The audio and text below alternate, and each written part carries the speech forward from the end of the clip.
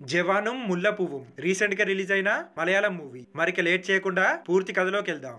First scene లో గిరి అనే army soldier duty retirement complete చేసుకుని చాలా రోజుల తర్వాత ఇంటికి వస్తూ ఉంటాడు. అప్పుడే బ్యాక్గ్రౌండ్ వాయిస్ ఓవర్ లో లాక్డౌన్ వల్ల పెరిగిన ఇంటర్నెట్ వాడకం గురించి, జనాలు ఇంట్లో నుంచే యూజ్ చేస్తున్న ఆన్లైన్ ఫెసిలిటీ గురించి ఎక్స్ప్లెనేషన్ వస్తూ ఉంటుంది. స్కూల్లో టీచర్ గా పనిచేస్తున్న ఈ గిరి వైఫ్ జయశ్రీ జీవితం ఇంటర్నెట్ వల్ల ఎలా తలకిందులైందో తెలుసుకుందామంటూ ఆ వాయిస్ ఓవర్ కంప్లీట్ అవుతుంది. ఇటు సాల్మాన్ అనే ఇన్స్పెక్టర్ జయశ్రీ పనిచేస్తున్న స్కూల్ కి వచ్చి ప్రిన్సిపల్ ని కలిస్తే కాసేపటికి జయశ్రీ జాన్ అనే అబ్బాయిని సాల్మాన్ దగ్గరికి తీసుకొస్తుంది. నిజానికి జాన్ ఒక ప్రైవేట్ వీడియోని అతని ఫ్రెండ్ కి షేర్ చేశాడు. ఇదే విషయాన్ని అతన్ని అడిగితే ఆ వీడియో తన ఫాదర్ మొబైల్లో చూశానని చెప్తాడు. అది విని సాల్మాన్ అసలు తప్పు పిల్లలది కాదని, పెద్దవాళ్లే వాళ్ళను పాడు చేస్తున్నారని సైబర్ అవేర్నెస్ కొరకు ఈ పిల్లల పేరెంట్స్ తో ఒక మీటింగ్ అరేంజ్ చేయమని రిక్వెస్ట్ చేస్తాడు. అలాగే జయశ్రీ హస్బెండ్ గిరి తనకు తెలుసని, కొత్తగా అతను ఏదో జాబ్ లో జాయిన్ అయినట్లు తెలిసిందని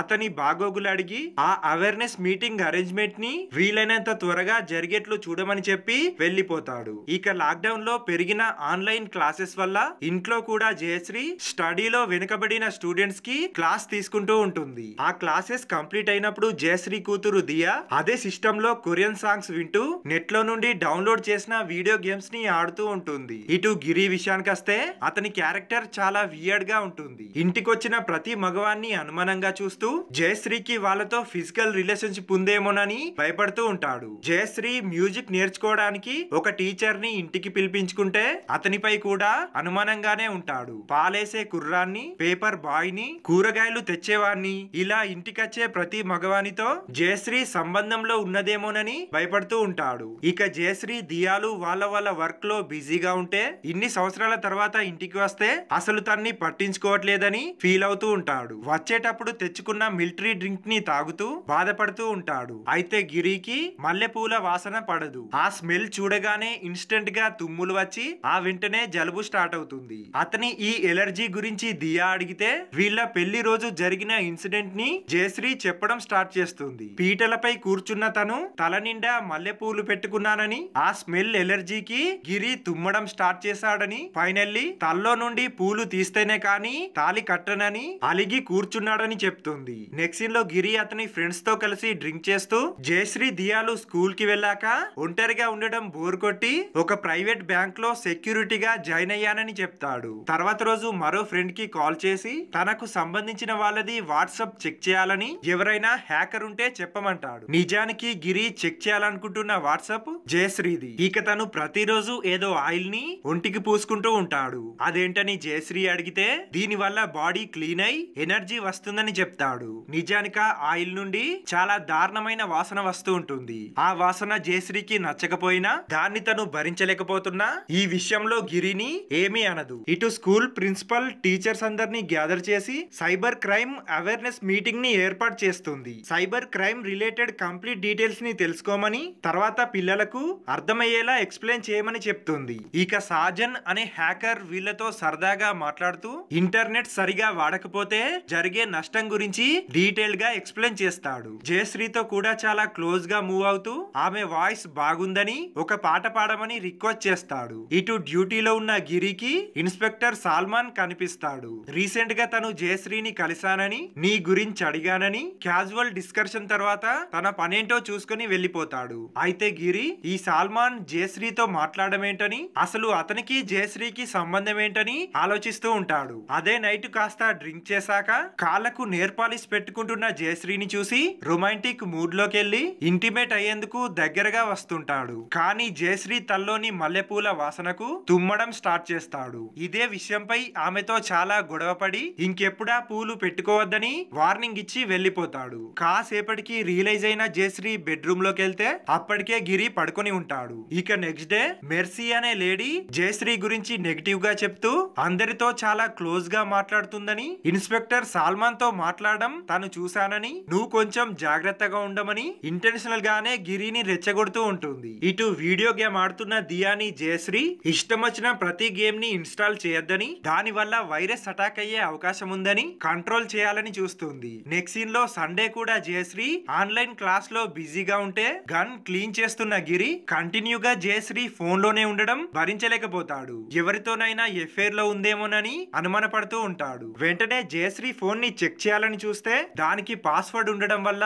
సైలెంట్ అయిపోతాడు. తర్వాత సీన్ లో జయశ్రీ గిరి ఫ్రెండ్ బాబు ఫాదర్ ఫ్యూనరల్ కి వెళ్తూ గిరిని కూడా రమ్మంటే దానికి తనకి ఇన్విటేషన్ రాలేదని, చెప్పకుండా తను రానని, కావాలంటే నువ్వే వెళ్ళమంటాడు. ఇక ఫ్యూనరల్ కి వచ్చిన జయశ్రీని గిరి గురించి అడిగితే చాలా అర్జెంట్ వర్క్ వల్ల వేరే ఊరికి వెళ్ళాడని, రావాలని ట్రై చేసినా వీలు కాలేదని ఎలాగోలా కవర్ చేస్తుంది. తర్వాత ఇంటికి వచ్చి బాబు నిన్ను చాలా సార్లు అడిగాడని, అప్పటికే హెవీగా డ్రింక్ చేసి ఉండడం వల్ల సరిగా మాట్లాడలేకపోయాడని చెప్తుంది. అది విని బాబుకి కాల్ చేసిన గిరి తన ఫాదర్ చనిపోయినప్పుడు మీ అందరికి డ్రింక్ అరేంజ్ చేశానని, ఇప్పుడు నువ్వు నన్ను పిలవకుండా తాగడమేంటని ఇష్టం వచ్చినట్లు తిట్టేసి కాల్ కట్ చేస్తాడు. ఇక నెక్స్ట్ డే జయశ్రీకి డ్రామా ట్రైనింగ్ లో దియా సెలెక్ట్ అయిన న్యూస్ తెలుస్తుంది. దియాని త్రివేంద్రం కి తీసుకెళ్లమని గిరితో చెప్తే ఆ ఇద్దరు బయలుదేరుతుండగానే మ్యూజిక్ టీచర్ ఆ ఇంటికి రావడంతో గిరికి టెన్షన్ మొదలవుతుంది.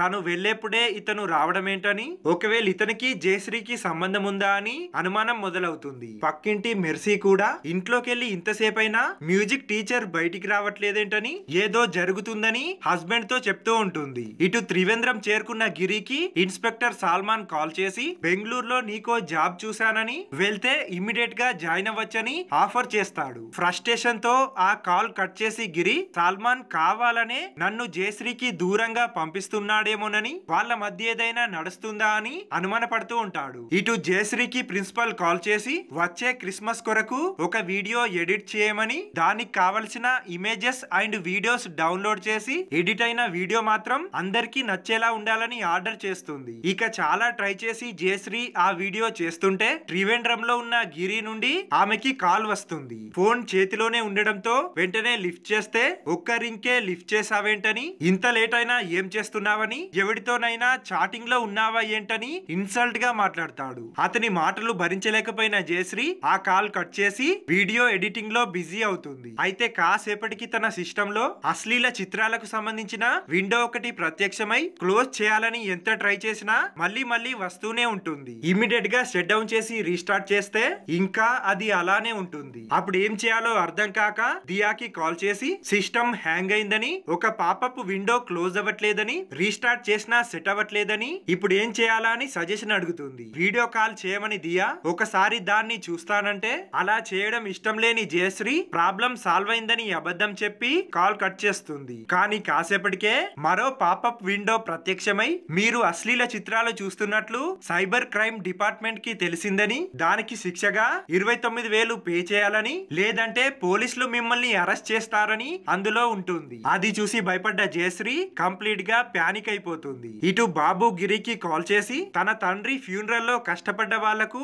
డ్రింక్ అరేంజ్ చేస్తున్నానని, గిరిని కూడా రమ్మని ఇన్వైట్ చేస్తాడు. మరోవైపు జయశ్రీ కంప్యూటర్ నాలెడ్జ్ ఉన్న తనకు తెలిసిన పర్సన్ కి కాల్ చేస్తే ఆ పర్సన్ ఇంట్లో లేడని, హెల్త్ ప్రాబ్లం వల్ల హాస్పిటల్లో అడ్మిట్ అయ్యాడని తెలుస్తుంది. ఇక చేసేదేం లేక జయశ్రీ ఫైన్ పే చేస్తేనే ఈ ఇష్యూ క్లోజ్ అవుతుందని 29,000 పే చేయడానికి రెడీ అవుతుంది. అయితే అకౌంట్ లో అంత బ్యాలెన్స్ లేకపోవడంతో స్కూల్ కొలిగ్ ని రిక్వెస్ట్ చేసి బ్యాలెన్స్ అమౌంట్ ని రెడీ చేసి ఏటీఎం ద్వారా పే చేయాలని ట్రై చేస్తుంది. కానీ ఇంటర్నేషనల్ కార్డు మాత్రమే యాక్సెప్ట్ చేస్తానని ఎర్రర్ రావడంతో ఏం చేయాలో అర్థం కాక భయపడుతూ అదే స్క్రీన్ ని చూస్తూ అలాగే పడుకుంటుంది. ఇక నెక్స్ట్ డే ఇంటికి వచ్చిన పోలీసులు జయశ్రీని అరెస్ట్ చేసి తీసుకెళ్తుంటే అందరికీ ఈ విషయం తెలియడంతో అవమానం తట్టుకోలేక ఏడుస్తూ ఉంటుంది. కట్ చేస్తే ఇదంతా జయశ్రీ ఇమాజినేషన్. ఇక ఈ టెన్షన్ భరించలేకపోతున్న జయశ్రీ ఫుడ్ కూడా సరిగా తినక ఏం చేయాలో అర్థం కాక అదే టెన్షన్ లో ఉంటుంది. సిస్టమ్ సెట్ డౌన్ చేసి రీస్టార్ట్ చేసినా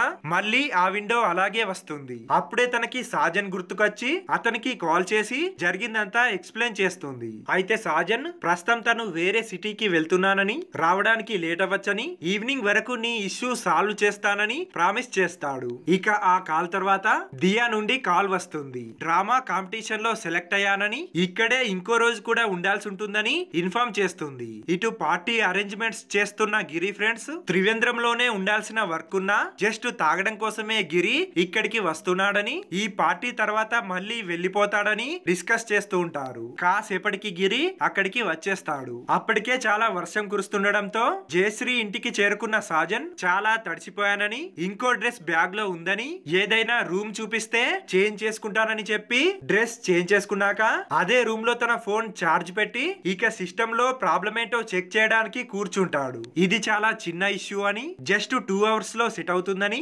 జయశ్రీని టెన్షన్ పడద్దని చెప్పి కాస్త ఏదైనా తినేసి ఫ్రెష్ అప్ అయి రమ్మని పంపిస్తాడు. బెడ్రూమ్ లోకి వెళ్లిన జయశ్రీ నైటీ తీసేసి సారీ కట్టుకుంటుంటే అంతకు ముందే చార్జ్ లో పెట్టిన తన ఫోన్ లో కెమెరా ఆన్ చేసి ఉంచిన సాజన్ జయశ్రీ సారీ మార్చుకోవడం లైవ్ లో చూస్తుంటాడు. ఇక బయటికి వచ్చిన జయశ్రీ అయిపోయిందని అడిగితే ఈ సిస్టమ్ లో మాల్వేర్ అటాక్ అయ్యిందని, ఇది కొంచెం సీరియస్ గా ఉందని, కాస్త టైం పట్టొచ్చని చెప్తాడు. అసలు అలాంటి సైట్స్ ఎందుకు ఓపెన్ చేసావని, గిరి ఇంట్లో లేడు కాబట్టి ఆ వీడియోస్ చూస్తూ సెల్ఫ్ సాటిస్ఫాక్షన్ అవుదాం అనుకున్నావా అని జయశ్రీ ఇబ్బంది పడేలా మాట్లాడుతుంటాడు. దానికి రియాక్ట్ అయిన జయశ్రీ తనొక టీచర్ అని, తనకంటూ కొన్ని ఎథిక్స్ ఉన్నాయని, పిచ్చి పిచ్చిగా మాట్లాడొద్దని వార్నింగ్ ఇచ్చి వెంటనే బయటికి వెళ్లాలని చూస్తుంది. కానీ సాజన్ డోర్ ని క్లోజ్ చేసి అరిచే ప్రయత్నం చేయొద్దని, ఒకవేళ ఎవరైనా వస్తే ఈ టైంలో నేనిక్కడ ఎందుకున్నానో చెప్పాల్సి ఉంటుందని బ్లాక్ మెయిల్ చేస్తాడు. ఫస్ట్ టైం నిన్ను చూసినప్పుడే నచ్చావని, ఇంత అర్ధరాత్రైనా నీ కోసమే ఇక్కడికి వచ్చానని పిచ్చి పిచ్చిగా బిహేవ్ చేస్తుంటాడు.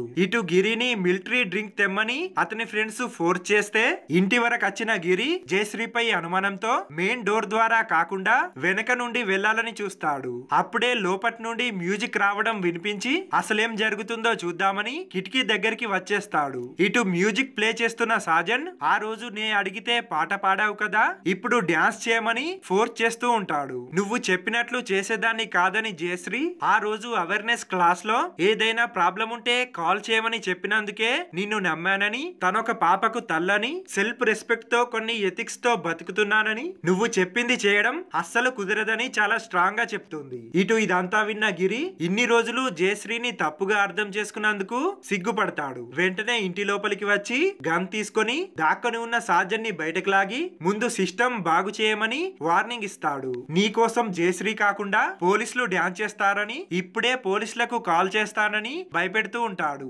ఫైనల్లీ సిస్టమ్ లోని ఇష్యూ క్లోజ్ అయ్యాక పోలీసులకు కాల్ చేస్తుంటే వద్దని జయశ్రీ అతను మారడానికి ఒక అవకాశం ఇద్దామని కన్విన్స్ చేస్తుంది. ఇక బ్యాగ్ ప్యాక్ చేసుకుంటున్న సాజన్ పోలీసులు ఇక్కడికి వస్తే ఈ టైంలో నీ వైఫ్ తో నేనెందుకున్నాననే క్వశ్చన్ కి సమాధానం ఏంటని అడిగితే గిరి సైలెంట్ అయిపోతాడు. అదే క్వశ్చన్ ని నన్ను అడిగితే జయశ్రీ పిలవడం వల్లే ఇంటిమేట్ అవ్వడానికి వచ్చానని చెప్పి తప్పించుకుంటానని ఇష్టం వచ్చినట్లు మాట్లాడతాడు. అది భరించలేక జయశ్రీ సాజన్ చెంపపై కొట్టి ల్యాప్టాప్ లాక్కొని పగలగొట్టి ఇమ్మీడియట్ గా అక్కడి నుంచి పంపించేస్తుంది. అసలు ఇదంతా నీ వల్లే జరిగిందని గిరిపై కోపడుతూ మొదటి నుండి నన్ను అనుమానించకుండా ప్రేమగా చూసుకుంటే సాజన్ కి కాల్ చేసే బదులు నీకే కాల్ చేసేదాన్నని, తప్పంతా నీదే అని అతనిపై అరుస్తూ ఏడుస్తుంది. ఇక తను చేసిన తప్పేంటో రియలైజ్ అయిన గిరి పూర్తిగా మారిపోతాడు. తర్వాత కొన్ని రోజులకి జయశ్రీ ఇంటర్నెట్ కి అడిక్ట్ అయితే చాలా ప్రాబ్లమ్స్ ఎదురవుతాయని, దీని వల్ల లాభం ఎంతుందో అంతకంటే ఎక్కువ నష్టం ఉందని జాగ్రత్తగా ఉండమని దియాకి వార్నింగ్ ఇస్తుంది. తర్వాత గిరితో ఇంకా నా మీద అనుమానం ఉందా అని అడిగితే నవ్వుతూ గిరి జయశ్రీని హక్ చేసుకుంటాడు. ఇక్కడితో మూవీ ఎండ్ అవుతుంది.